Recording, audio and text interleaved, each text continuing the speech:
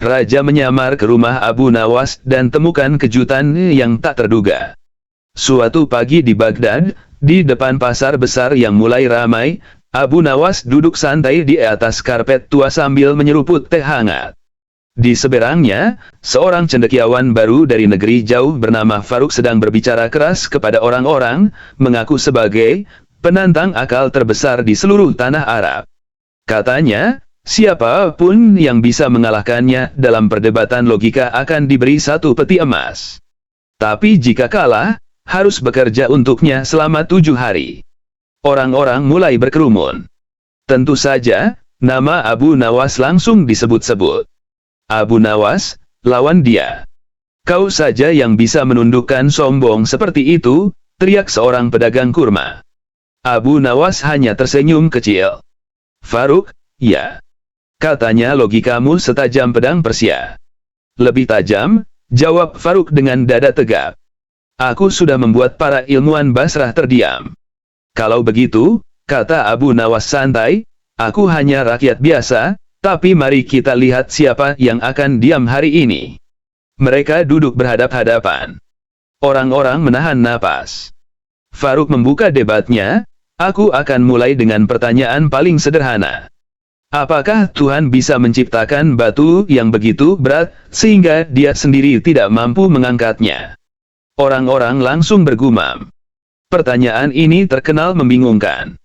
Abu Nawas menatap Faruk lama, lalu menjawab pelan, itu pertanyaan orang yang lebih tertarik pada batu daripada pada Tuhan. Faruk mengernyit. Apa maksudmu?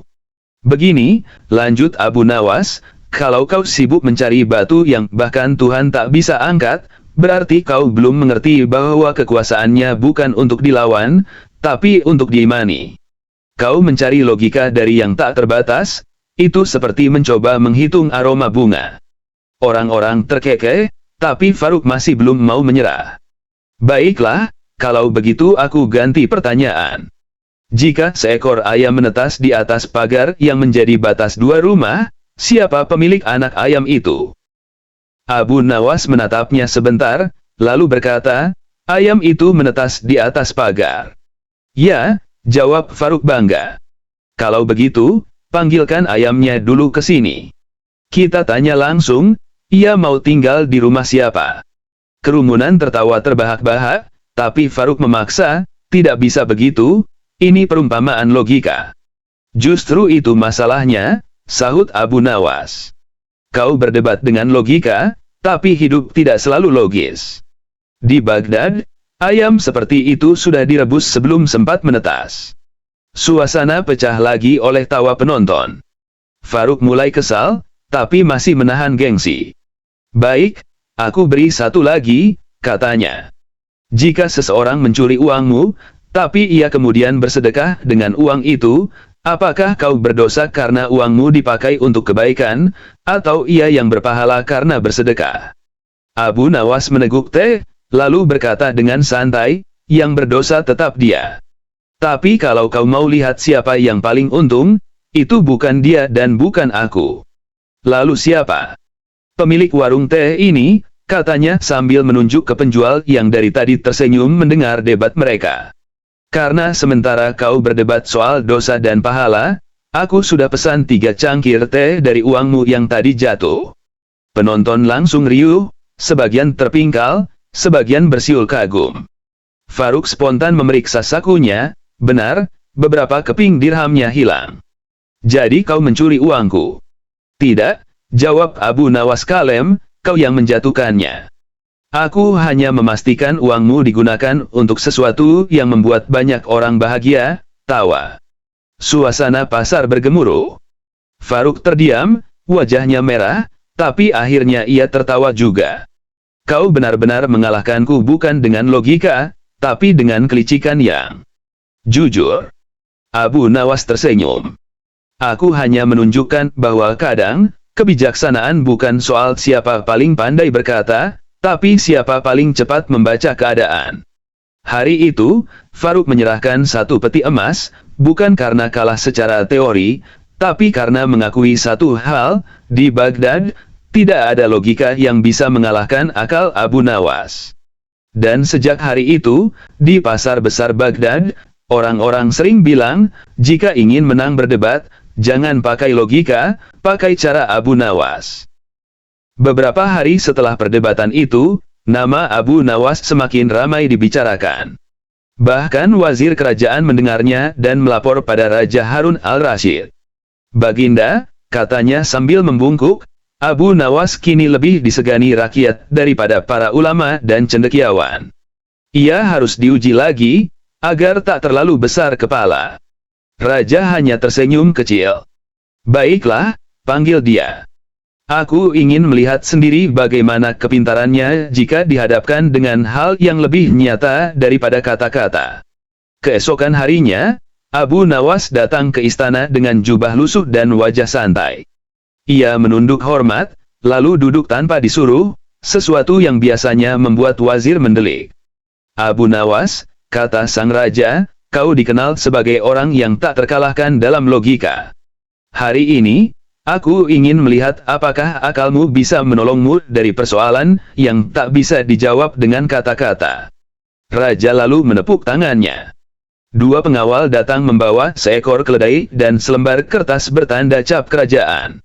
Ini surat perintah, ujar sang raja. Aku ingin kau antar surat ini ke kota Kufah. Tapi dengan satu syarat, kau tidak boleh turun dari keledai selama perjalanan, tidak boleh berbicara dengan siapapun, dan harus sampai sebelum matahari terbenam. Abu Nawas menatap surat itu lama. Kalau aku melanggar satu syarat saja, tanyanya. Penjara selama 3 hari, jawab raja sambil tersenyum. Tanpa banyak bicara, Abu Nawas naik ke keledai dan berangkat. Semua orang mengira kali ini ia pasti gagal. Beberapa jam kemudian, di gerbang Kufah, para penjaga heran melihat seekor keledai tiba dengan Abu Nawas di atasnya, tapi posisi Abu Nawas terbalik, kepalanya di belakang, kaki di depan, seperti orang salah naik. Wahai Abu Nawas, seru penjaga. Kenapa kau menunggang keledai seperti itu? Abu Nawas hanya tersenyum dan mengeluarkan surat kerajaan tanpa berkata sepatah pun. Setelah diperiksa, penjaga itu langsung mengirim surat balasan dan membiarkan Abu Nawas kembali ke Baghdad. Saat ia tiba di istana sebelum matahari terbenam, raja tertawa terpingkal-pingkal melihat penampilannya. Abu Nawas, kau memang tidak turun dari keledai, tapi kenapa kau menunggangnya terbalik? Baginda sendiri yang berkata aku tidak boleh turun dan tidak boleh berbicara, jawab Abu Nawas. Ketika aku ingin kembali ke Baghdad, keledai ini menolak berputar arah. Jadi daripada turun, aku putar badanku saja. Seluruh istana terdiam sejenak, lalu pecah oleh tawa. Wazir menepuk dahinya, raja menggeleng sambil tertawa puas. Kau memang tak bisa dikalahkan dengan aturan. Tapi raja masih penasaran. Baiklah, Abu Nawas, katanya, aku beri satu lagi ujian. Aku ingin kau membuktikan bahwa kau bisa membuat semua orang di ruang ini menangis tanpa menyentuh mereka dan tanpa mengucapkan sepatah pun. Abu Nawas berpikir sebentar, lalu menatap raja dengan senyum licik. Ia keluar dari ruangan, lalu kembali membawa sebuah cermin besar dan meletakkannya di depan para pejabat. Semua menatap bingung. Abu Nawas berdiri di tengah dan menatap wajahnya sendiri di cermin.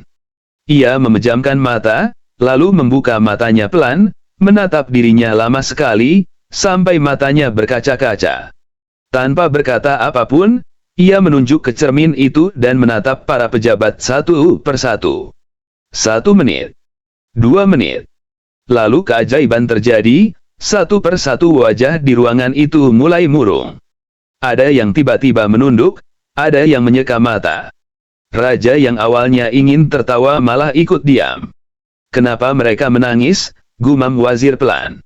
Abu Nawas kemudian menulis sesuatu di tanah dengan arang. Yang kau lihat di cermin bukan wajah, tapi umur yang tak bisa kembali. Sunyi. Semua menatap bayangan mereka masing-masing. Beberapa mulai benar-benar menangis. Raja pun berdiri, menatap Abu Nawas dengan kagum. Kau membuat kami menangis bukan dengan kata-kata, tapi dengan kesadaran. Abu Nawas menunduk ringan. Kadang, Baginda, yang paling menggerakkan hati bukan suara orang lain, tapi pantulan dari diri sendiri. Raja menghela napas panjang dan tersenyum. Pergilah, Abu Nawas. Tak ada perdebatan atau teka-teki yang bisa menandingi akal dan hati seimbang sepertimu. Dan malam itu, di jalan-jalan Baghdad, orang-orang melihat Abu Nawas berjalan pulang sambil bersiul kecil, menuntun keledainya yang tampak lebih bangga daripada biasanya, karena hanya seekor keledai itulah yang pernah membawa pulang kemenangan 2 kali dalam 1 hari. Beberapa minggu kemudian, ketika musim panas mulai terasa membakar, Raja mengumumkan sebuah sayembara aneh. Siapapun yang bisa membuat sang raja tertawa dan murka dalam 1 waktu akan diberi hadiah besar. Banyak pelawak, penyair, dan cendekia mencoba peruntungan. Semua gagal. Ada yang hanya membuat raja tertawa tanpa amarah, ada yang membuat raja marah tanpa tawa. Sampai akhirnya nama Abu Nawas kembali disebut. Ia datang dengan wajah datar, tanpa membawa apapun kecuali sebatang tongkat kayu pendek. Raja langsung menyeringai, Abu Nawas, kali ini jangan hanya bermain dengan akal. Aku ingin perasaan ikut terlibat. Abu Nawas mengangguk, lalu maju ke tengah aula. Ia menatap para penjaga yang berdiri kaku, kemudian dengan santai menancapkan tongkatnya di lantai. Baginda, katanya tenang, aku mohon izin berbicara sejujur-jujurnya tanpa dihukum. Raja tertawa. Baiklah, kau punya izin penuh. Abu Nawas kemudian menunjuk ke arah singgasana dan berkata, aku ingin jujur, singgasana itu terlihat lebih besar daripada raja yang duduk di atasnya. Ruangan langsung tegang. Para pengawal refleks menggenggam pedang. Tapi raja justru tertawa keras. Kau berani menghina raja di depan istana? Abu Nawas tersenyum. Tidak, Baginda. Aku tidak menghina. Aku hanya mengatakan fakta bahwa singgasana yang besar itu akan tetap berdiri megah bahkan tanpa Baginda di atasnya. Tapi jika Baginda yang besar hati, maka singgasana sekecil batu pun akan tampak megah. Tawa raja pelan-pelan reda, berganti dengan ekspresi heran. Kau hampir membuatku murka, tapi entah bagaimana kau malah membuatku berpikir. Abu Nawas menunduk hormat. Tunggu dulu, Baginda. Aku belum selesai. Ia kemudian mengambil tongkatnya dan memukul lantai 3 kali. Sekarang aku ingin membuat Baginda tertawa sekaligus murka, sesuai tantangan. Raja mengangguk penasaran. Abu Nawas menatap wazir dan bertanya, berapa umur Baginda? 52, jawab wazir cepat. Baik. Maka jika Baginda memberi izin, aku ingin mengucapkan selamat ulang tahun lebih dulu. Ulang tahun. Tapi hari ini bukan, Raja belum sempat melanjutkan, Abu Nawas memotong, benar, bukan hari ulang tahun Baginda. Tapi siapa tahu tahun depan Baginda belum sempat merayakan. Semua orang tercekat. Raja menatap tajam, wajahnya mulai memerah. Abu Nawas menatapnya polos dan menambahkan, nah, sekarang Baginda sudah murka. Ia berbalik dan menatap para penjaga yang menahan tawa. Dan sebentar lagi Baginda akan tertawa, karena aku masih hidup. Suasana meledak. Raja menahan tawa, lalu tak bisa lagi menahannya. Kau benar-benar gila, Abu Nawas, serunya di antara tawa besar yang menggema di aula. Aku tidak tahu apakah harus memarahimu atau memberimu hadiah. Berikan keduanya, Baginda, kata Abu Nawas cepat. Agar janji sayembara terpenuhi. Raja tertawa semakin keras, sampai akhirnya melempar cincin emas ke arah Abu Nawas. Ambillah ini. Dan pergilah sebelum aku berubah pikiran. Abu Nawas menunduk hormat, lalu bergegas keluar. Tapi di ambang pintu ia berhenti sebentar dan berbalik. Baginda, katanya dengan nada setengah serius, jika suatu hari Baginda merasa terlalu bijak, datanglah ke rumahku. Di sana, aku bisa membuat Baginda merasa bodoh, dengan cara yang menyenangkan. Raja menggeleng sambil tersenyum lebar. Aku percaya itu. Keesokan harinya, cerita tentang Abu Nawas yang berhasil membuat raja tertawa dan marah dalam satu napas menyebar ke seluruh Baghdad. Anak-anak menirukan caranya bicara, pedagang pasar meniru gerak tangannya, bahkan wazir yang paling kaku pun ikut tersenyum ketika namanya disebut. Dan di sebuah kedai kecil di ujung kota, Abu Nawas duduk sendirian menikmati teh sambil bergumam pelan. Manusia itu aneh, mereka berdebat siapa paling pintar, padahal yang benar-benar bijak hanyalah yang tahu kapan harus bodoh. Hari-hari berlalu setelah kejadian itu, dan Raja Harun al-Rasyid diam-diam mulai sering memikirkan ucapan Abu Nawas di ambang pintu istana. Ia penasaran, seperti apa rasanya, dibodohi dengan cara yang menyenangkan. Maka pada suatu malam, tanpa memberitahu siapapun, ia menyamar sebagai saudagar tua dan pergi ke rumah Abu Nawas. Rumah itu sederhana, tapi dari dalam terdengar suara tawa dan aroma sup yang menggoda. Raja mengetuk pintu perlahan. Abu Nawas membuka pintu, menatap tamunya, dan tersenyum samar. "Masuklah, wahai saudagar. Di sini tidak ada yang kaya atau miskin, hanya orang yang lapar dan yang sedang makan." Raja duduk di tikar, menatap panci kecil di atas tungku. "Kau selalu tampak bahagia, Abu Nawas," katanya pelan. "Karena aku tidak pernah berharap terlalu tinggi," jawab Abu Nawas sambil menuangkan sup. Harapan yang tinggi membuat manusia lupa menikmati apa yang rendah. Mereka makan bersama dalam diam beberapa saat. Kemudian Abu Nawas berkata, "Aku tahu siapa kau sebenarnya, Baginda. Tapi malam ini, biarkan aku berbicara seperti kepada sahabat." Raja tidak terkejut. Ia hanya menghela napas. "Baiklah, bicara." "Baginda selalu mencari orang pintar," kata Abu Nawas, "tapi sesungguhnya, yang paling dibutuhkan bukan kepintaran, melainkan keseimbangan. Orang pintar bisa membuat negeri makmur, tapi hanya orang bijak yang bisa membuat hati tentram." Raja menatapnya lama, kemudian bertanya, "Dan kau, Abu Nawas? Apa kau menganggap dirimu bijak?" "Tidak," jawabnya cepat.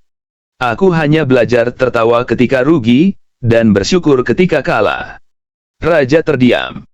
Di luar, suara angin malam menyelinap di sela-sela daun, membawa aroma tanah basah. Abu Nawas berdiri, mengambil kendi air, lalu menuangkannya ke gelas tanah liat. "Minumlah, Baginda. Air ini tidak manis, tapi jujur. Ia tidak berpura-pura seperti manusia." Raja meneguknya perlahan. Lalu, tanpa sadar, ia tersenyum. "Aku datang untuk diuji, tapi justru merasa diajari." Abu Nawas mengangguk. "Itu karena Baginda datang tanpa mahkota. Kadang, pengetahuan hanya mau mendekat pada kepala yang ringan." Raja berdiri, menatap ruangan kecil itu sejenak, lalu berkata, "Kau benar, Abu Nawas. Mungkin aku terlalu lama duduk di singgasana, sampai lupa rasanya menjadi manusia biasa." Abu Nawas tersenyum kecil. "Maka malam ini Baginda sudah kembali menjadi manusia." Ketika Raja melangkah pergi, Abu Nawas memanggilnya pelan, "Baginda." Raja berbalik. "Jika besok Baginda kembali ke istana dan merasa dunia kembali berat, jangan cari aku di istana. Carilah di pasar, atau di bawah pohon, atau di warung teh. Karena kebijaksanaan, Baginda, tidak tinggal di atas singgasana, melainkan di antara orang-orang yang tak punya tempat untuk bersandar." Raja hanya menatapnya sejenak, lalu tersenyum.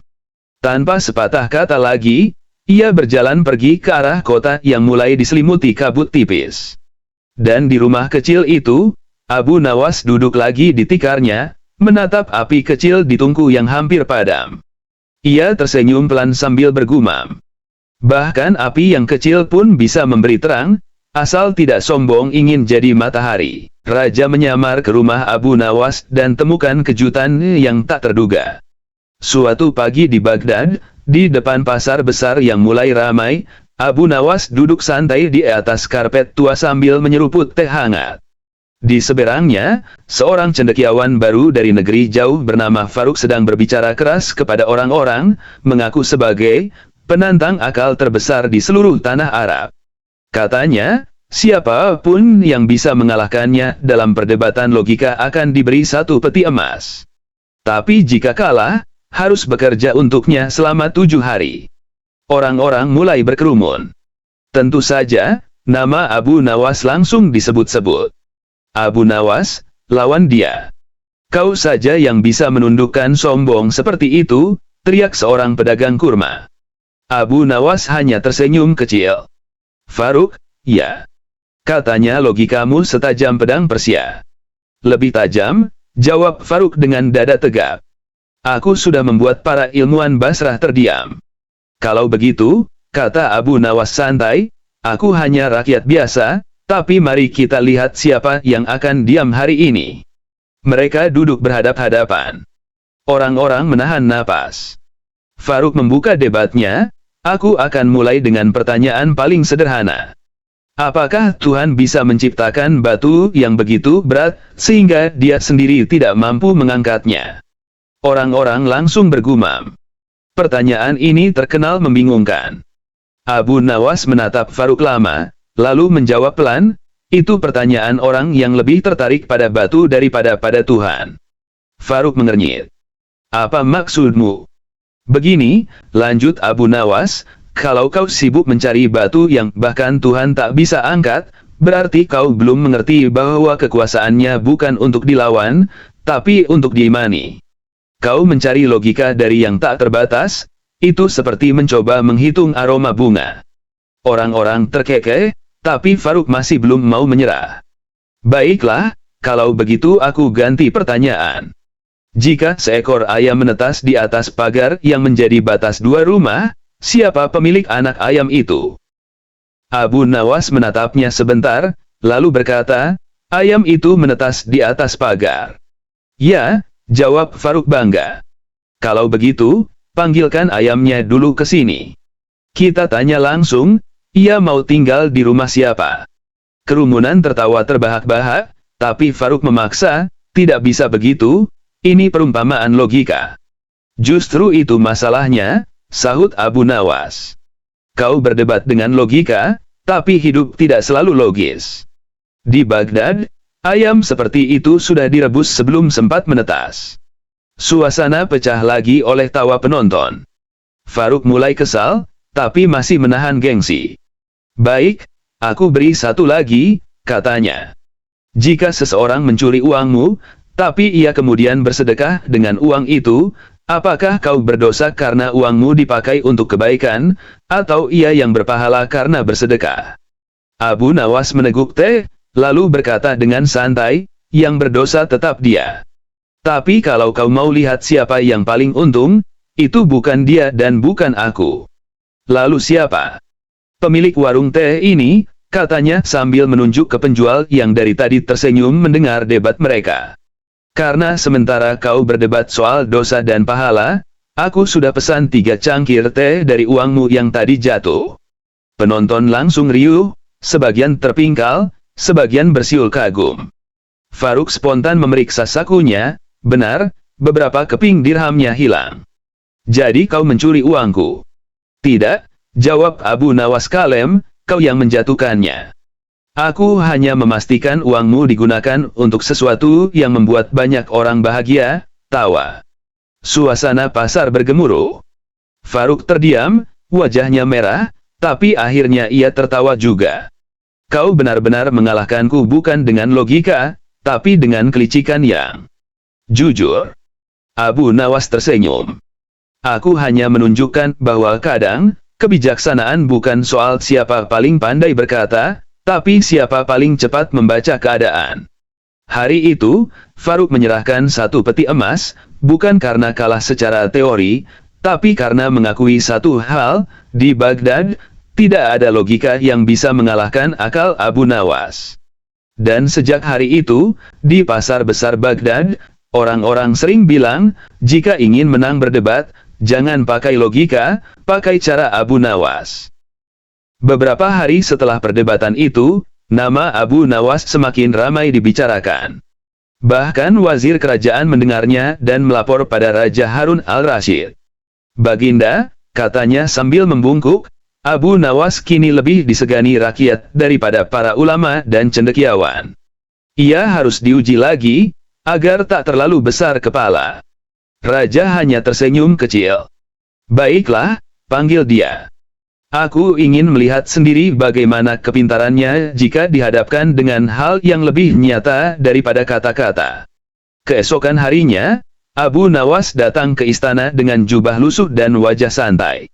Ia menunduk hormat, lalu duduk tanpa disuruh, sesuatu yang biasanya membuat wazir mendelik. Abu Nawas, kata sang raja, kau dikenal sebagai orang yang tak terkalahkan dalam logika. Hari ini, aku ingin melihat apakah akalmu bisa menolongmu dari persoalan yang tak bisa dijawab dengan kata-kata. Raja lalu menepuk tangannya. Dua pengawal datang membawa seekor keledai dan selembar kertas bertanda cap kerajaan. Ini surat perintah, ujar sang raja. Aku ingin kau antar surat ini ke kota Kufah. Tapi dengan satu syarat, kau tidak boleh turun dari keledai selama perjalanan, tidak boleh berbicara dengan siapapun, dan harus sampai sebelum matahari terbenam. Abu Nawas menatap surat itu lama. Kalau aku melanggar satu syarat saja, tanyanya. Penjara selama 3 hari, jawab raja sambil tersenyum. Tanpa banyak bicara, Abu Nawas naik ke keledai dan berangkat. Semua orang mengira kali ini ia pasti gagal. Beberapa jam kemudian, di gerbang Kufah, para penjaga heran melihat seekor keledai tiba dengan Abu Nawas di atasnya, tapi posisi Abu Nawas terbalik, kepalanya di belakang, kaki di depan, seperti orang salah naik. Wahai Abu Nawas, seru penjaga. Kenapa kau menunggang keledai seperti itu? Abu Nawas hanya tersenyum dan mengeluarkan surat kerajaan tanpa berkata sepatah pun. Setelah diperiksa, penjaga itu langsung mengirim surat balasan dan membiarkan Abu Nawas kembali ke Baghdad. Saat ia tiba di istana sebelum matahari terbenam, raja tertawa terpingkal-pingkal melihat penampilannya. Abu Nawas, kau memang tidak turun dari keledai, tapi kenapa kau menunggangnya terbalik? Baginda sendiri yang berkata aku tidak boleh turun dan tidak boleh berbicara, jawab Abu Nawas. Ketika aku ingin kembali ke Baghdad, keledai ini menolak berputar arah. Jadi daripada turun, aku putar badanku saja. Seluruh istana terdiam sejenak, lalu pecah oleh tawa. Wazir menepuk dahinya, raja menggeleng sambil tertawa puas. Kau memang tak bisa dikalahkan dengan aturan. Tapi raja masih penasaran. Baiklah, Abu Nawas, katanya, aku beri satu lagi ujian. Aku ingin kau membuktikan bahwa kau bisa membuat semua orang di ruang ini menangis tanpa menyentuh mereka dan tanpa mengucapkan sepatah pun. Abu Nawas berpikir sebentar, lalu menatap raja dengan senyum licik. Ia keluar dari ruangan, lalu kembali membawa sebuah cermin besar dan meletakkannya di depan para pejabat. Semua menatap bingung. Abu Nawas berdiri di tengah dan menatap wajahnya sendiri di cermin. Ia memejamkan mata, lalu membuka matanya pelan, menatap dirinya lama sekali, sampai matanya berkaca-kaca. Tanpa berkata apapun, ia menunjuk ke cermin itu dan menatap para pejabat satu persatu. 1 menit. 2 menit. Lalu keajaiban terjadi, satu persatu wajah di ruangan itu mulai murung. Ada yang tiba-tiba menunduk, ada yang menyeka mata. Raja yang awalnya ingin tertawa malah ikut diam. Kenapa mereka menangis? Gumam wazir pelan. Abu Nawas kemudian menulis sesuatu di tanah dengan arang. Yang kau lihat di cermin bukan wajah, tapi umur yang tak bisa kembali. Sunyi. Semua menatap bayangan mereka masing-masing. Beberapa mulai benar-benar menangis. Raja pun berdiri, menatap Abu Nawas dengan kagum. Kau membuat kami menangis bukan dengan kata-kata, tapi dengan kesadaran. Abu Nawas menunduk ringan. Kadang, Baginda, yang paling menggerakkan hati bukan suara orang lain, tapi pantulan dari diri sendiri. Raja menghela napas panjang dan tersenyum. Pergilah, Abu Nawas. Tak ada perdebatan atau teka-teki yang bisa menandingi akal dan hati seimbang sepertimu. Dan malam itu, di jalan-jalan Baghdad, Orang-orang melihat Abu Nawas berjalan pulang sambil bersiul kecil, menuntun keledainya yang tampak lebih bangga daripada biasanya, karena hanya seekor keledai itulah yang pernah membawa pulang kemenangan 2 kali dalam 1 hari. Beberapa minggu kemudian, ketika musim panas mulai terasa membakar, Raja mengumumkan sebuah sayembara aneh. Siapapun yang bisa membuat sang raja tertawa dan murka dalam 1 waktu akan diberi hadiah besar. Banyak pelawak, penyair, dan cendekia mencoba peruntungan. Semua gagal. Ada yang hanya membuat raja tertawa tanpa amarah, ada yang membuat raja marah tanpa tawa. Sampai akhirnya nama Abu Nawas kembali disebut. Ia datang dengan wajah datar, tanpa membawa apapun kecuali sebatang tongkat kayu pendek. Raja langsung menyeringai, "Abu Nawas, kali ini jangan hanya bermain dengan akal. Aku ingin perasaan ikut terlibat." Abu Nawas mengangguk, lalu maju ke tengah aula. Ia menatap para penjaga yang berdiri kaku, kemudian dengan santai menancapkan tongkatnya di lantai. "Baginda," katanya tenang, "aku mohon izin berbicara sejujur-jujurnya tanpa dihukum." Raja tertawa. "Baiklah, kau punya izin penuh." Abu Nawas kemudian menunjuk ke arah singgasana dan berkata, "Aku ingin jujur, singgasana itu terlihat lebih besar daripada raja yang duduk di atasnya." Ruangan langsung tegang. Para pengawal refleks menggenggam pedang. Tapi raja justru tertawa keras. "Kau berani menghina raja di depan istana?" Abu Nawas tersenyum. "Tidak, Baginda. Aku tidak menghina. Aku hanya mengatakan fakta bahwa singgasana yang besar itu akan tetap berdiri megah bahkan tanpa Baginda di atasnya. Tapi jika Baginda yang besar hati, maka singgasana sekecil batu pun akan tampak megah." Tawa raja pelan-pelan reda, berganti dengan ekspresi heran. "Kau hampir membuatku murka, tapi entah bagaimana kau malah membuatku berpikir." Abu Nawas menunduk hormat. "Tunggu dulu, Baginda. Aku belum selesai." Ia kemudian mengambil tongkatnya dan memukul lantai 3 kali. "Sekarang aku ingin membuat Baginda tertawa sekaligus murka, sesuai tantangan." Raja mengangguk penasaran. Abu Nawas menatap wazir dan bertanya, "Berapa umur Baginda?" 52, jawab wazir cepat. "Baik. Maka jika Baginda memberi izin, aku ingin mengucapkan selamat ulang tahun lebih dulu." "Ulang tahun? Tapi hari ini bukan?" Raja belum sempat melanjutkan. Abu Nawas memotong, "Benar, bukan hari ulang tahun Baginda. Tapi siapa tahu tahun depan Baginda belum sempat merayakan." Semua orang tercekat. Raja menatap tajam, wajahnya mulai memerah. Abu Nawas menatapnya polos dan menambahkan, "Nah, sekarang Baginda sudah murka." Ia berbalik dan menatap para penjaga yang menahan tawa. "Dan sebentar lagi Baginda akan tertawa, karena aku masih hidup." Suasana meledak. Raja menahan tawa, lalu tak bisa lagi menahannya. "Kau benar-benar gila, Abu Nawas," serunya di antara tawa besar yang menggema di aula. "Aku tidak tahu apakah harus memarahimu atau memberimu hadiah." "Berikan keduanya, Baginda," kata Abu Nawas cepat. "Agar janji sayembara terpenuhi." Raja tertawa semakin keras, sampai akhirnya melempar cincin emas ke arah Abu Nawas. "Ambillah ini. Dan pergilah sebelum aku berubah pikiran." Abu Nawas menunduk hormat, lalu bergegas keluar. Tapi di ambang pintu ia berhenti sebentar dan berbalik. "Baginda," katanya dengan nada setengah serius, "jika suatu hari Baginda merasa terlalu bijak, datanglah ke rumahku. Di sana, aku bisa membuat Baginda merasa bodoh, dengan cara yang menyenangkan." Raja menggeleng sambil tersenyum lebar. "Aku percaya itu." Keesokan harinya, cerita tentang Abu Nawas yang berhasil membuat raja tertawa dan marah dalam satu napas menyebar ke seluruh Baghdad. Anak-anak menirukan caranya bicara, pedagang pasar meniru gerak tangannya, bahkan wazir yang paling kaku pun ikut tersenyum ketika namanya disebut. Dan di sebuah kedai kecil di ujung kota, Abu Nawas duduk sendirian menikmati teh sambil bergumam pelan. "Manusia itu aneh, Mereka berdebat siapa paling pintar, padahal yang benar-benar bijak hanyalah yang tahu kapan harus bodoh. Hari-hari berlalu setelah kejadian itu, dan Raja Harun al-Rasyid diam-diam mulai sering memikirkan ucapan Abu Nawas di ambang pintu istana. Ia penasaran, seperti apa rasanya, dibodohi dengan cara yang menyenangkan.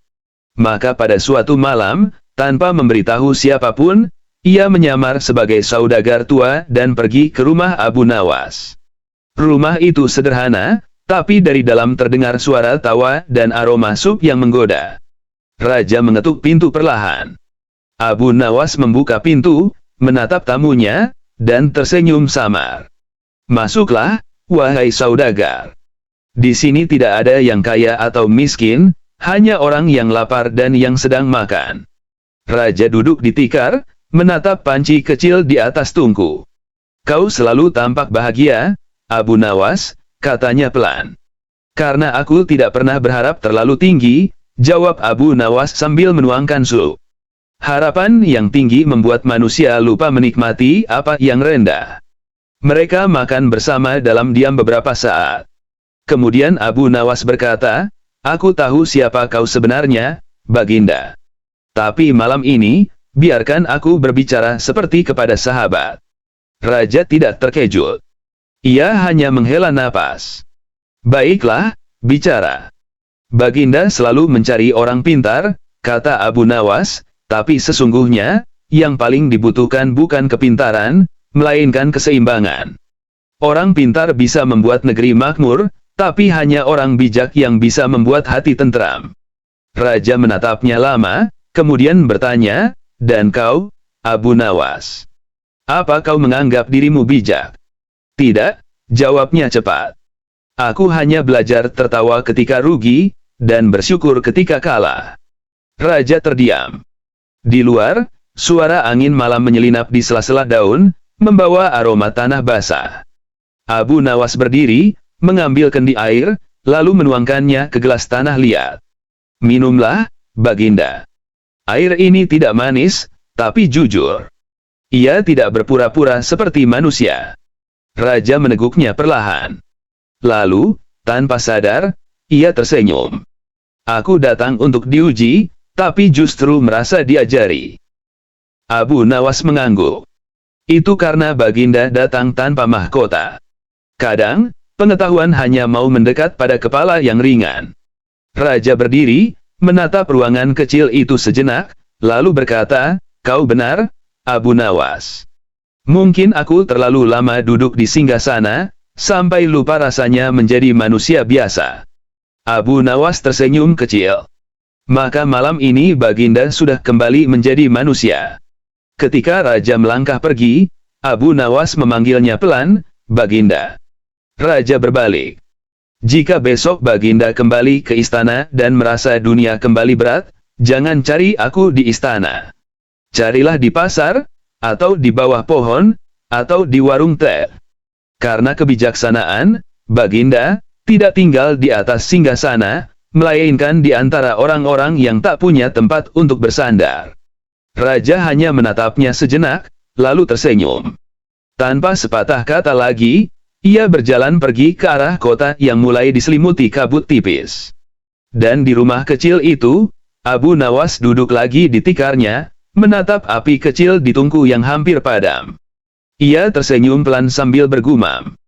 Bahkan api yang kecil pun bisa memberi terang, asal tidak sombong ingin jadi matahari. Raja menyamar ke rumah Abu Nawas dan temukan kejutan yang tak terduga. Suatu pagi di Baghdad, di depan pasar besar yang mulai ramai, Abu Nawas duduk santai di atas karpet tua sambil menyeruput teh hangat. Di seberangnya, seorang cendekiawan baru dari negeri jauh bernama Faruk sedang berbicara keras kepada orang-orang, mengaku sebagai penantang akal terbesar di seluruh tanah Arab. Katanya, siapapun yang bisa mengalahkannya dalam perdebatan logika akan diberi satu peti emas. Tapi jika kalah, harus bekerja untuknya selama 7 hari. Orang-orang mulai berkerumun. Tentu saja, nama Abu Nawas langsung disebut-sebut. "Abu Nawas, lawan dia. Kau saja yang bisa menundukkan sombong seperti itu," teriak seorang pedagang kurma. Abu Nawas hanya tersenyum kecil. Faruk, ya. Katanya logikamu setajam pedang Persia. Lebih tajam, jawab Faruk dengan dada tegap. Aku sudah membuat para ilmuwan Basrah terdiam. Kalau begitu, kata Abu Nawas santai, aku hanya rakyat biasa, tapi mari kita lihat siapa yang akan diam hari ini. Mereka duduk berhadap-hadapan. Orang-orang menahan napas. Faruk membuka debatnya, aku akan mulai dengan pertanyaan paling sederhana. Apakah Tuhan bisa menciptakan batu yang begitu berat, sehingga dia sendiri tidak mampu mengangkatnya? Orang-orang langsung bergumam. Pertanyaan ini terkenal membingungkan.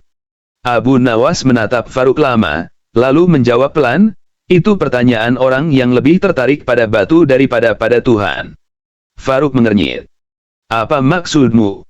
Begini, lanjut Abu Nawas, kalau kau sibuk mencari batu yang bahkan Tuhan tak bisa angkat, berarti kau belum mengerti bahwa kekuasaannya bukan untuk dilawan, tapi untuk diimani. Kau mencari logika dari yang tak terbatas, itu seperti mencoba menghitung aroma bunga. Orang-orang terkekeh, tapi Faruk masih belum mau menyerah. Baiklah, kalau begitu aku ganti pertanyaan. Jika seekor ayam menetas di atas pagar yang menjadi batas dua rumah, siapa pemilik anak ayam itu? Abu Nawas menatapnya sebentar, lalu berkata, ayam itu menetas di atas pagar. Ya, jawab Faruk bangga. Kalau begitu, panggilkan ayamnya dulu ke sini. Kita tanya langsung, ia mau tinggal di rumah siapa? Kerumunan tertawa terbahak-bahak, tapi Faruk memaksa, tidak bisa begitu, ini perumpamaan logika. Justru itu masalahnya, sahut Abu Nawas. Kau berdebat dengan logika, tapi hidup tidak selalu logis. Di Baghdad, ayam seperti itu sudah direbus sebelum sempat menetas. Suasana pecah lagi oleh tawa penonton. Faruk mulai kesal, tapi masih menahan gengsi. Baik, aku beri satu lagi, katanya. Jika seseorang mencuri uangmu, tapi ia kemudian bersedekah dengan uang itu, apakah kau berdosa karena uangmu dipakai untuk kebaikan, atau ia yang berpahala karena bersedekah? Abu Nawas meneguk teh, lalu berkata dengan santai, yang berdosa tetap dia. Tapi kalau kau mau lihat siapa yang paling untung, itu bukan dia dan bukan aku. Lalu siapa? Pemilik warung teh ini, katanya sambil menunjuk ke penjual yang dari tadi tersenyum mendengar debat mereka. Karena sementara kau berdebat soal dosa dan pahala, aku sudah pesan 3 cangkir teh dari uangmu yang tadi jatuh. Penonton langsung riuh, sebagian terpingkal, sebagian bersiul kagum. Faruk spontan memeriksa sakunya, benar, beberapa keping dirhamnya hilang. Jadi kau mencuri uangku? Tidak, jawab Abu Nawas kalem, kau yang menjatuhkannya. Aku hanya memastikan uangmu digunakan untuk sesuatu yang membuat banyak orang bahagia, tawa. Suasana pasar bergemuruh.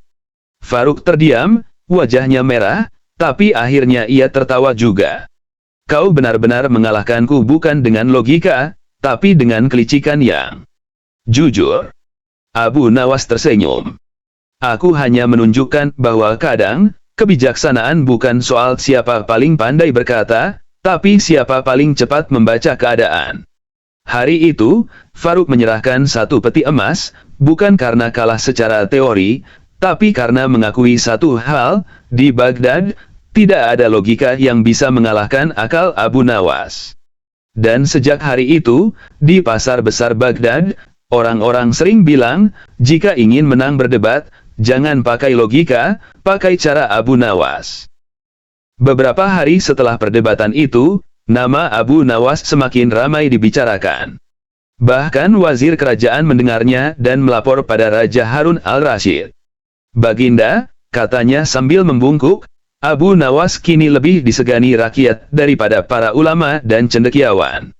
Ia harus diuji lagi, agar tak terlalu besar kepala. Raja hanya tersenyum kecil. Baiklah, panggil dia. Aku ingin melihat sendiri bagaimana kepintarannya jika dihadapkan dengan hal yang lebih nyata daripada kata-kata.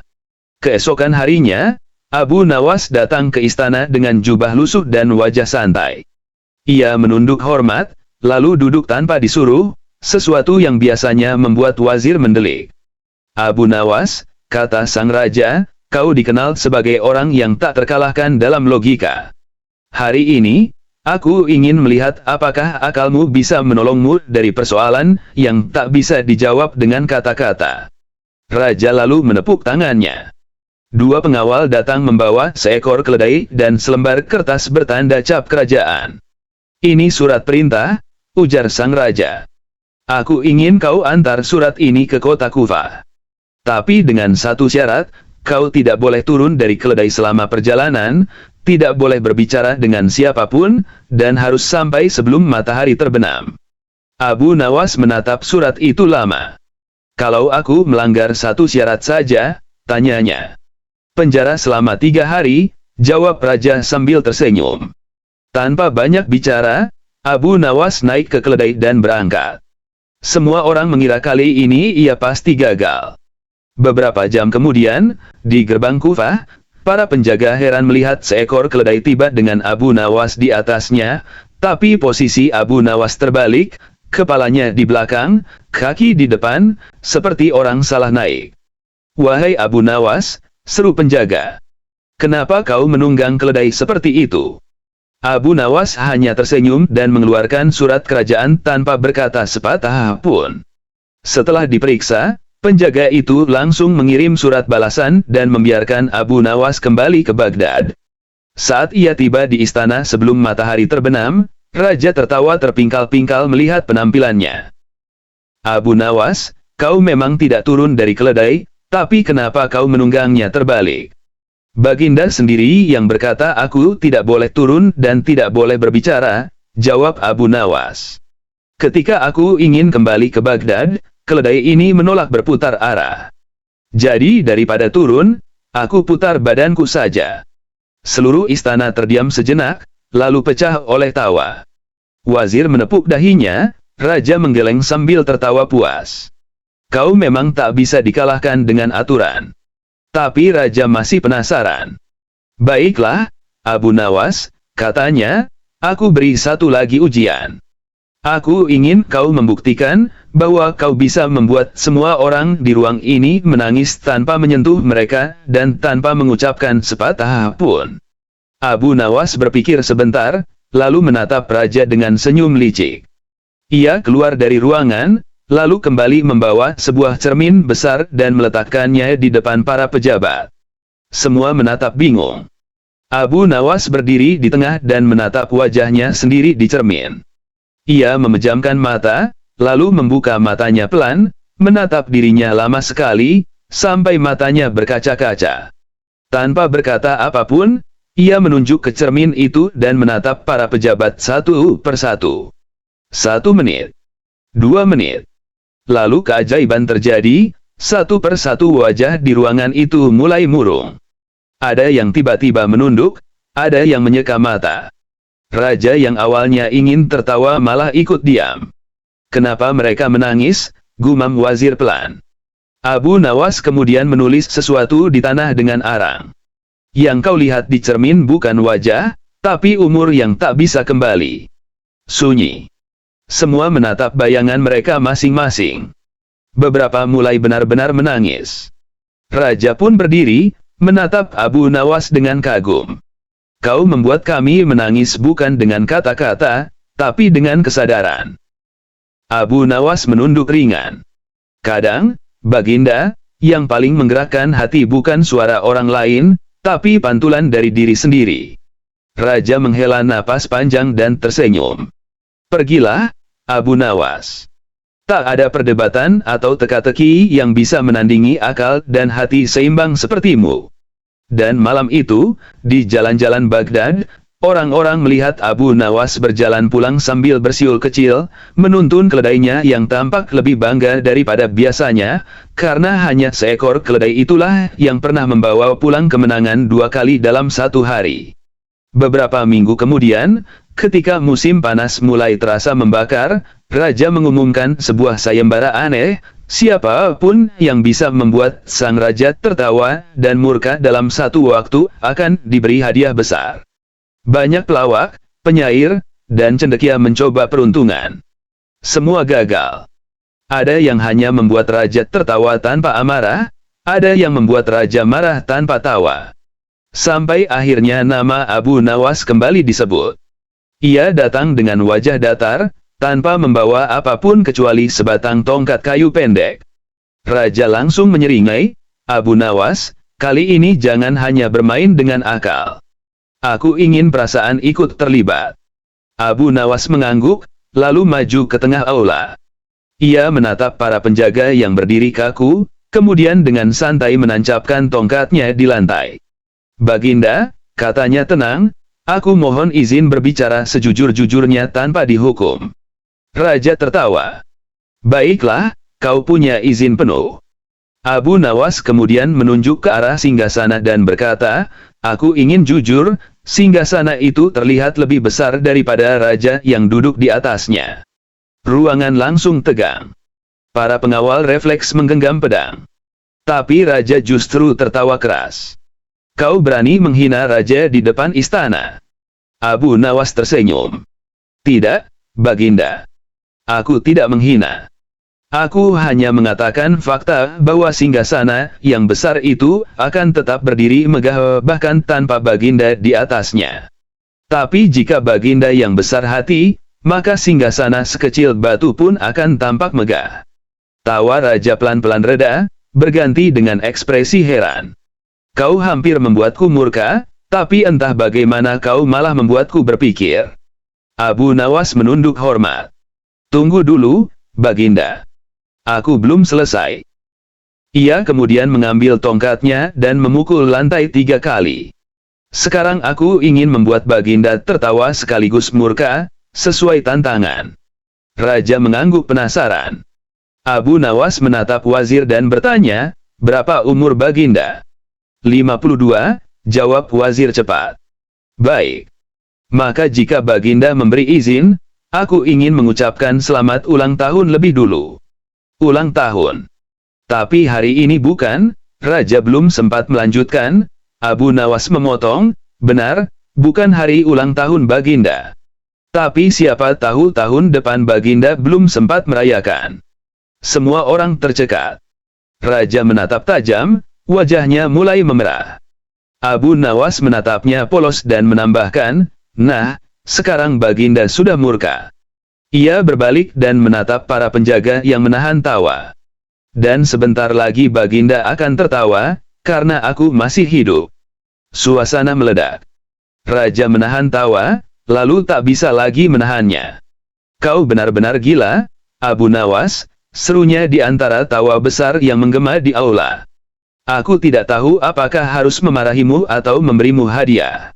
"Berikan keduanya, Baginda," kata Abu Nawas cepat. "Agar janji sayembara terpenuhi." Raja tertawa semakin keras, sampai akhirnya melempar cincin emas ke arah Abu Nawas. "Ambillah ini. Dan pergilah sebelum aku berubah pikiran." Abu Nawas menunduk hormat, lalu bergegas keluar. Tapi di ambang pintu ia berhenti sebentar dan berbalik. "Baginda," katanya dengan nada setengah serius, "jika suatu hari Baginda merasa terlalu bijak, datanglah ke rumahku. Di sana, aku bisa membuat Baginda merasa bodoh, dengan cara yang menyenangkan." Raja menggeleng sambil tersenyum lebar. "Aku percaya itu." Keesokan harinya, cerita tentang Abu Nawas yang berhasil membuat raja tertawa dan marah dalam satu napas menyebar ke seluruh Baghdad. Anak-anak menirukan caranya bicara, pedagang pasar meniru gerak tangannya, bahkan wazir yang paling kaku pun ikut tersenyum ketika namanya disebut. Dan di sebuah kedai kecil di ujung kota, Abu Nawas duduk sendirian menikmati teh sambil bergumam pelan. "Manusia itu aneh, mereka berdebat siapa paling pintar, padahal yang benar-benar bijak hanyalah yang tahu kapan harus bodoh."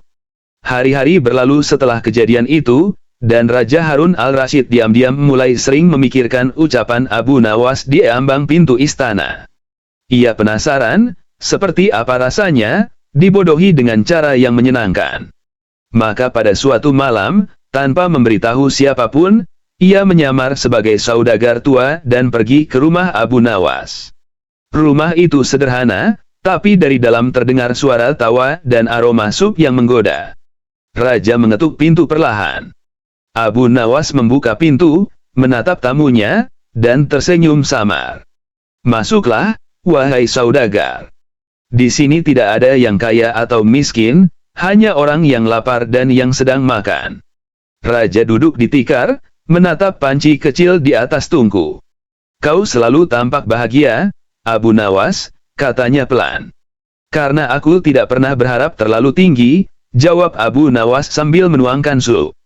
Harapan yang tinggi membuat manusia lupa menikmati apa yang rendah. Mereka makan bersama dalam diam beberapa saat. Kemudian Abu Nawas berkata, "Aku tahu siapa kau sebenarnya, Baginda. Tapi malam ini, biarkan aku berbicara seperti kepada sahabat." Raja tidak terkejut. Ia hanya menghela napas. "Baiklah, bicara." "Baginda selalu mencari orang pintar," kata Abu Nawas, "tapi sesungguhnya, yang paling dibutuhkan bukan kepintaran, melainkan keseimbangan. Orang pintar bisa membuat negeri makmur, tapi hanya orang bijak yang bisa membuat hati tentram." Raja menatapnya lama, kemudian bertanya, "Dan kau, Abu Nawas? Apa kau menganggap dirimu bijak?" "Tidak," jawabnya cepat. "Aku hanya belajar tertawa ketika rugi, dan bersyukur ketika kalah." Raja terdiam. Di luar, suara angin malam menyelinap di sela-sela daun, membawa aroma tanah basah. Abu Nawas berdiri, mengambil kendi air, lalu menuangkannya ke gelas tanah liat. "Minumlah, Baginda. Air ini tidak manis, tapi jujur. Ia tidak berpura-pura seperti manusia." Raja meneguknya perlahan. Lalu, tanpa sadar, ia tersenyum. "Aku datang untuk diuji, tapi justru merasa diajari." Abu Nawas mengangguk. "Itu karena Baginda datang tanpa mahkota. Kadang, pengetahuan hanya mau mendekat pada kepala yang ringan." Raja berdiri, menatap ruangan kecil itu sejenak, lalu berkata, "Kau benar, Abu Nawas. Mungkin aku terlalu lama duduk di singgasana, sampai lupa rasanya menjadi manusia biasa." Abu Nawas tersenyum kecil. "Maka malam ini Baginda sudah kembali menjadi manusia." Ketika Raja melangkah pergi, Abu Nawas memanggilnya pelan, "Baginda." Raja berbalik. "Jika besok Baginda kembali ke istana dan merasa dunia kembali berat, jangan cari aku di istana. Carilah di pasar, atau di bawah pohon, atau di warung teh. Karena kebijaksanaan, Baginda, tidak tinggal di atas singgasana, melainkan di antara orang-orang yang tak punya tempat untuk bersandar." Raja hanya menatapnya sejenak, lalu tersenyum. Tanpa sepatah kata lagi, ia berjalan pergi ke arah kota yang mulai diselimuti kabut tipis. Dan di rumah kecil itu, Abu Nawas duduk lagi di tikarnya, menatap api kecil di tungku yang hampir padam. Ia tersenyum pelan sambil bergumam. Bahkan api yang kecil pun bisa memberi terang, asal tidak sombong ingin jadi matahari. Raja menyamar ke rumah Abu Nawas dan temukan kejutan yang tak terduga. Suatu pagi di Baghdad, di depan pasar besar yang mulai ramai, Abu Nawas duduk santai di atas karpet tua sambil menyeruput teh hangat. Di seberangnya, seorang cendekiawan baru dari negeri jauh bernama Faruk sedang berbicara keras kepada orang-orang, mengaku sebagai penantang akal terbesar di seluruh tanah Arab. Katanya, siapapun yang bisa mengalahkannya dalam perdebatan logika akan diberi satu peti emas. Tapi jika kalah, harus bekerja untuknya selama 7 hari. Orang-orang mulai berkerumun. Tentu saja, nama Abu Nawas langsung disebut-sebut. "Abu Nawas, lawan dia. Kau saja yang bisa menundukkan sombong seperti itu," teriak seorang pedagang kurma. Abu Nawas hanya tersenyum kecil. "Faruk, ya. Katanya logikamu setajam pedang Persia." "Lebih tajam," jawab Faruk dengan dada tegap. "Aku sudah membuat para ilmuwan Basrah terdiam." "Kalau begitu," kata Abu Nawas santai, "aku hanya rakyat biasa, tapi mari kita lihat siapa yang akan diam hari ini." Mereka duduk berhadap-hadapan. Orang-orang menahan napas. Faruk membuka debatnya, Aku akan mulai dengan pertanyaan paling sederhana. Apakah Tuhan bisa menciptakan batu yang begitu berat, sehingga dia sendiri tidak mampu mengangkatnya? Orang-orang langsung bergumam. Pertanyaan ini terkenal membingungkan. Abu Nawas menatap Faruk lama, lalu menjawab pelan, itu pertanyaan orang yang lebih tertarik pada batu daripada pada Tuhan. Faruk mengernyit. Apa maksudmu? Begini, lanjut Abu Nawas, kalau kau sibuk mencari batu yang bahkan Tuhan tak bisa angkat, berarti kau belum mengerti bahwa kekuasaannya bukan untuk dilawan, tapi untuk diimani. Kau mencari logika dari yang tak terbatas, itu seperti mencoba menghitung aroma bunga. Orang-orang terkekeh, tapi Faruk masih belum mau menyerah. Baiklah, kalau begitu aku ganti pertanyaan. Jika seekor ayam menetas di atas pagar yang menjadi batas dua rumah, siapa pemilik anak ayam itu? Abu Nawas menatapnya sebentar, lalu berkata, ayam itu menetas di atas pagar. Ya, jawab Faruk bangga. Kalau begitu, panggilkan ayamnya dulu ke sini. Kita tanya langsung, ia mau tinggal di rumah siapa? Kerumunan tertawa terbahak-bahak, tapi Faruk memaksa, tidak bisa begitu, ini perumpamaan logika. Justru itu masalahnya, sahut Abu Nawas. Kau berdebat dengan logika, tapi hidup tidak selalu logis. Di Baghdad, ayam seperti itu sudah direbus sebelum sempat menetas. Suasana pecah lagi oleh tawa penonton. Faruk mulai kesal, tapi masih menahan gengsi. Baik, aku beri satu lagi, katanya. Jika seseorang mencuri uangmu, tapi ia kemudian bersedekah dengan uang itu, apakah kau berdosa karena uangmu dipakai untuk kebaikan, atau ia yang berpahala karena bersedekah? Abu Nawas meneguk teh, lalu berkata dengan santai, yang berdosa tetap dia. Tapi kalau kau mau lihat siapa yang paling untung, itu bukan dia dan bukan aku. Lalu siapa?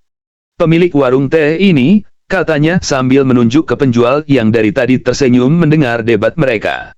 Karena sementara kau berdebat soal dosa dan pahala, aku sudah pesan 3 cangkir teh dari uangmu yang tadi jatuh. Penonton langsung riuh, sebagian terpingkal, sebagian bersiul kagum. Faruk spontan memeriksa sakunya, benar, beberapa keping dirhamnya hilang. Jadi kau mencuri uangku? Tidak, jawab Abu Nawas kalem, kau yang menjatuhkannya.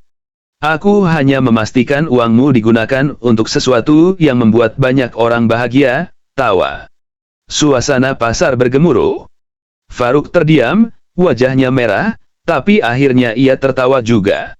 Kau benar-benar mengalahkanku bukan dengan logika, tapi dengan kelicikan yang jujur. Abu Nawas tersenyum. Aku hanya menunjukkan bahwa kadang, kebijaksanaan bukan soal siapa paling pandai berkata, tapi siapa paling cepat membaca keadaan. Hari itu, Faruk menyerahkan 1 peti emas, bukan karena kalah secara teori, tapi karena mengakui satu hal, di Baghdad, tidak ada logika yang bisa mengalahkan akal Abu Nawas. Dan sejak hari itu, di pasar besar Baghdad, orang-orang sering bilang, jika ingin menang berdebat, jangan pakai logika, pakai cara Abu Nawas. Beberapa hari setelah perdebatan itu, nama Abu Nawas semakin ramai dibicarakan. Bahkan wazir kerajaan mendengarnya dan melapor pada Raja Harun al-Rashid. Baginda, katanya sambil membungkuk, Abu Nawas kini lebih disegani rakyat daripada para ulama dan cendekiawan. Ia harus diuji lagi, agar tak terlalu besar kepala. Raja hanya tersenyum kecil. Baiklah, panggil dia. Aku ingin melihat sendiri bagaimana kepintarannya jika dihadapkan dengan hal yang lebih nyata daripada kata-kata. Keesokan harinya, Abu Nawas datang ke istana dengan jubah lusuh dan wajah santai. Ia menunduk hormat, lalu duduk tanpa disuruh, sesuatu yang biasanya membuat wazir mendelik. Abu Nawas, kata sang raja, kau dikenal sebagai orang yang tak terkalahkan dalam logika. Hari ini, aku ingin melihat apakah akalmu bisa menolongmu dari persoalan yang tak bisa dijawab dengan kata-kata. Raja lalu menepuk tangannya.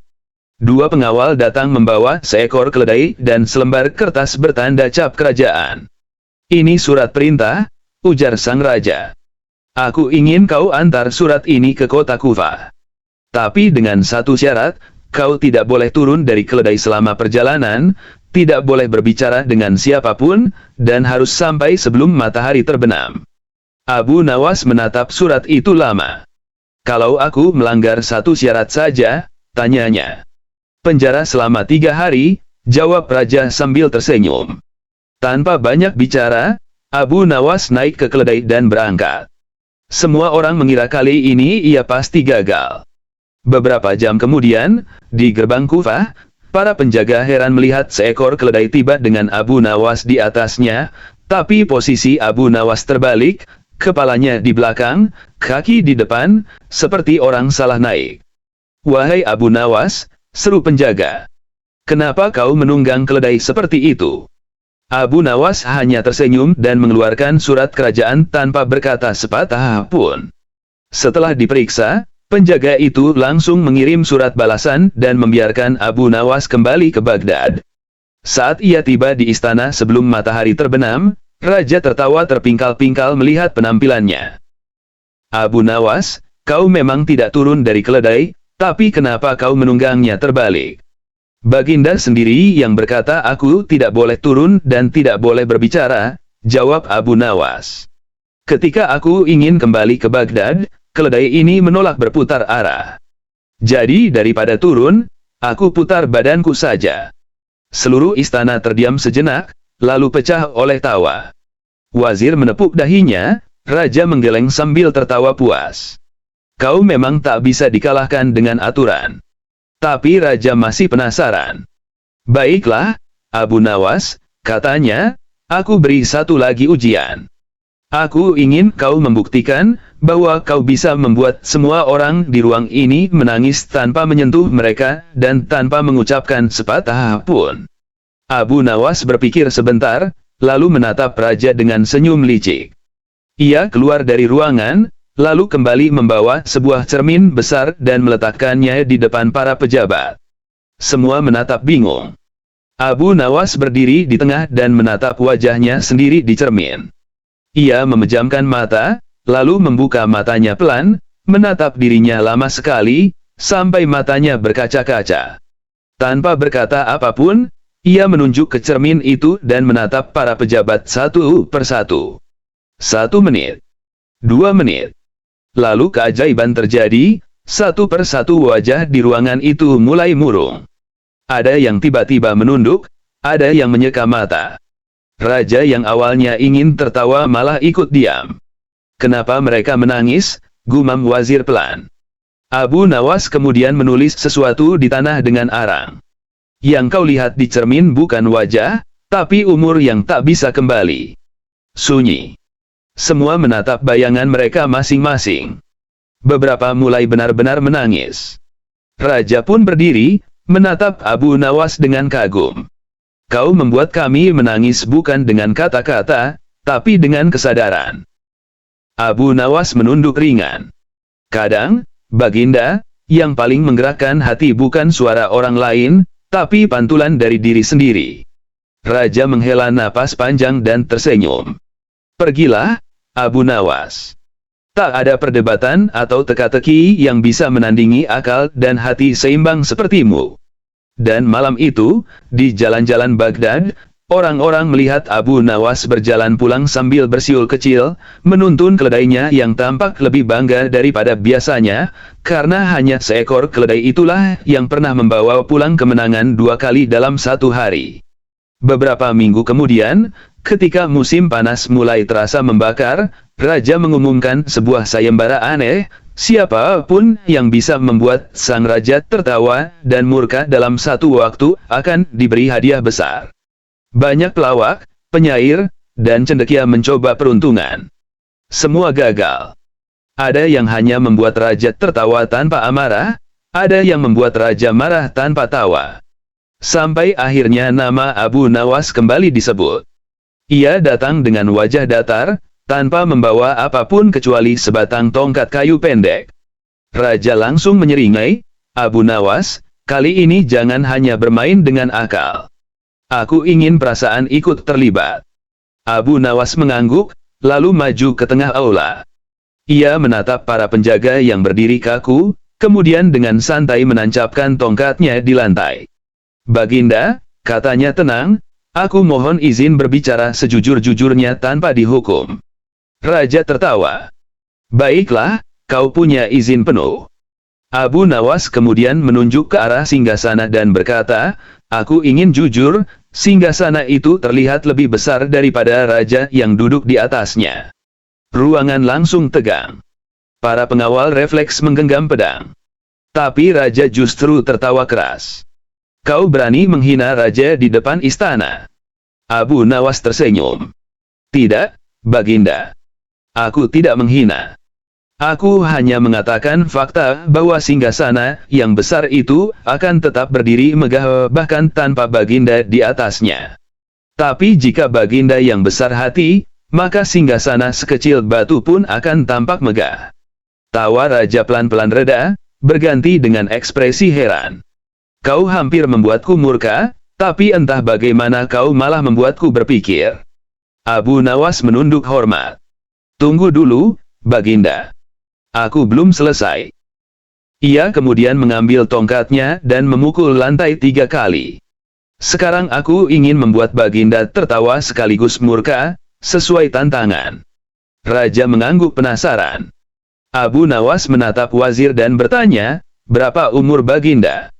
52, jawab wazir cepat. Baik.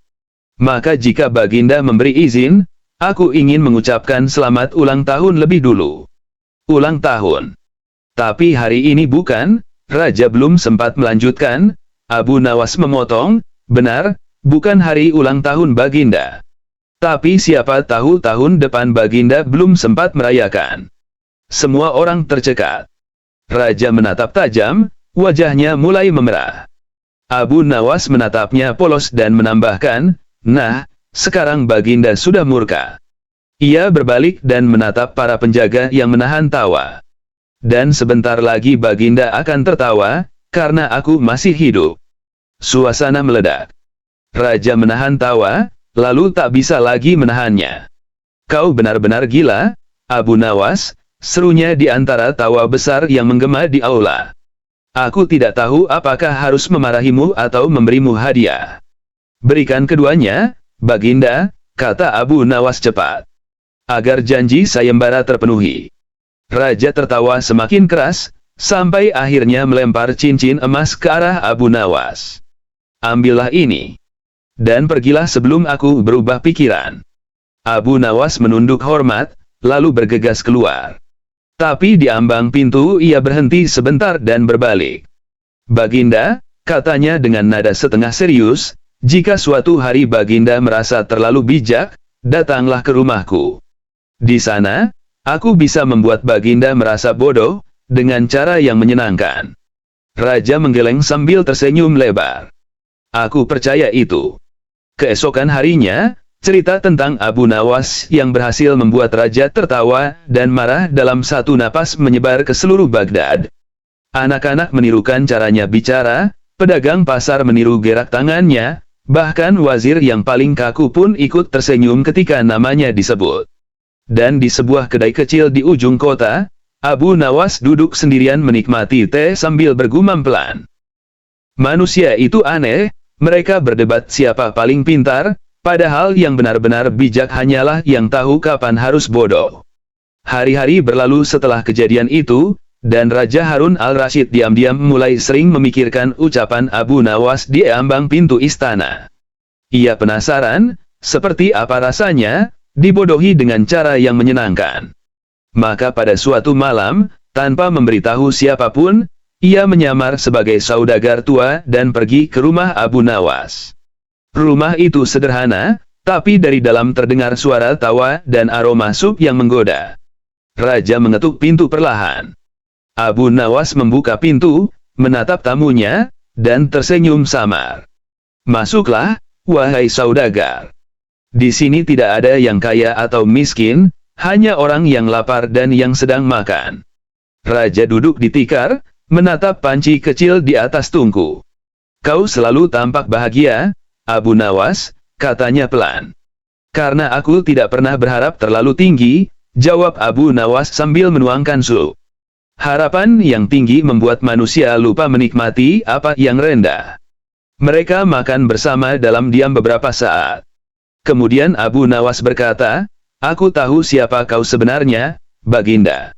Tapi malam ini, biarkan aku berbicara seperti kepada sahabat. Raja tidak terkejut. Ia hanya menghela napas. Baiklah, bicara. Baginda selalu mencari orang pintar, kata Abu Nawas, tapi sesungguhnya, yang paling dibutuhkan bukan kepintaran, melainkan keseimbangan. Orang pintar bisa membuat negeri makmur, tapi hanya orang bijak yang bisa membuat hati tentram. Raja menatapnya lama, kemudian bertanya, dan kau, Abu Nawas? Apa kau menganggap dirimu bijak? Tidak, jawabnya cepat. Aku hanya belajar tertawa ketika rugi, dan bersyukur ketika kalah. Raja terdiam. Di luar, suara angin malam menyelinap di sela-sela daun, membawa aroma tanah basah. Abu Nawas berdiri, mengambil kendi air, lalu menuangkannya ke gelas tanah liat. Minumlah, Baginda. Air ini tidak manis, tapi jujur. Ia tidak berpura-pura seperti manusia. Raja meneguknya perlahan. Lalu, tanpa sadar, ia tersenyum. Aku datang untuk diuji, tapi justru merasa diajari. Abu Nawas mengangguk. Itu karena Baginda datang tanpa mahkota. Kadang, pengetahuan hanya mau mendekat pada kepala yang ringan. Raja berdiri, menatap ruangan kecil itu sejenak, lalu berkata, kau benar, Abu Nawas. Mungkin aku terlalu lama duduk di singgasana, sampai lupa rasanya menjadi manusia biasa. Abu Nawas tersenyum kecil.